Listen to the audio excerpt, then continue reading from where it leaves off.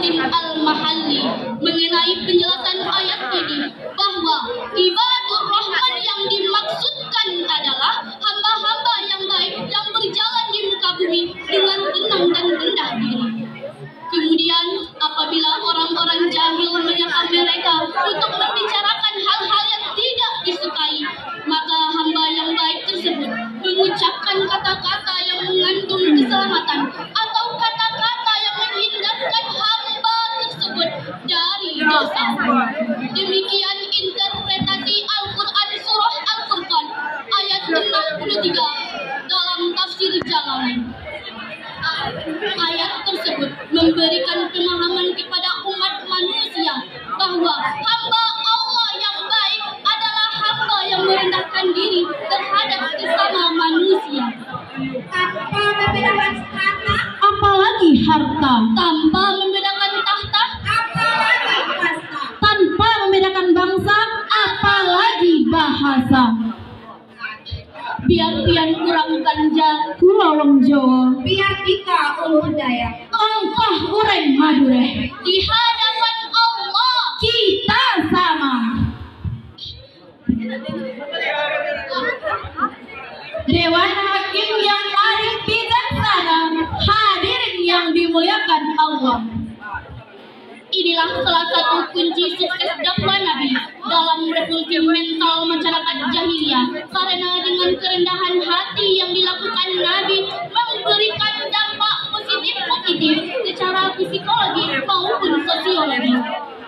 Rasulullah Shallallahu Alaihi Wasallam menegaskan perintah untuk bersikap rendah hati dalam sebuah hadis riwayat Muslim dari Iyad bin Himar radhiyallahu anhu yang artinya, sesungguhnya Allah memberi wahyu kepadaku, bersikap rendah hati semua, sehingga seseorang tidak merasa bangga atas orang lain dan seseorang tidak melakukan penganiayaan terhadap orang lain. Pentingnya sikap rendah hati berdasarkan sabda Nabi Muhammad SAW adalah menjadikan kita terhindar dari dosa-dosa, khususnya kita terhindar dari perbuatan aniaya terhadap sesama, sehingga sikap rendah hati menjadikan kita lebih dihargai oleh orang lain. Karena itu, hilangkanlah sikap sombong, angkuh, dan tidak mau menghargai orang lain. Dewan Hakim yang arif bijaksana, hadirin yang dimuliakan Allah. Seseorang tidak akan meninggalkan sikap rendah hati kecuali kesombongannya menguat. Seseorang tidak akan menentang sombong kecuali keangkuhan hatinya meningkat. Dan seseorang tidak akan angkuh kecuali akalnya sudah tak sehat. Na'udzubillah min zalik. Demikian kesimpulan Ustaz Ahmad Najib dalam bukunya yang berjudul Akhlak Rasulullah Sallallahu Alaihi Wasallam. Dalam Al-Quran Surah Asy-Syu'ara ayat 215, Allah berfirman sebagai berikut.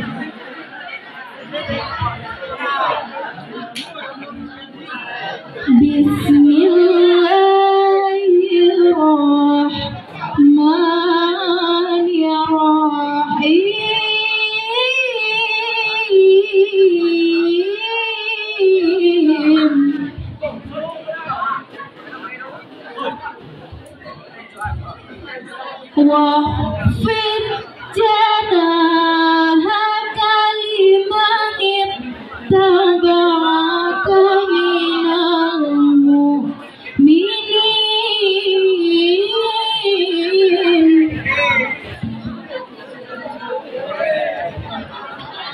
Wahfid janahaka liman ittaba'aka minal mu'minin.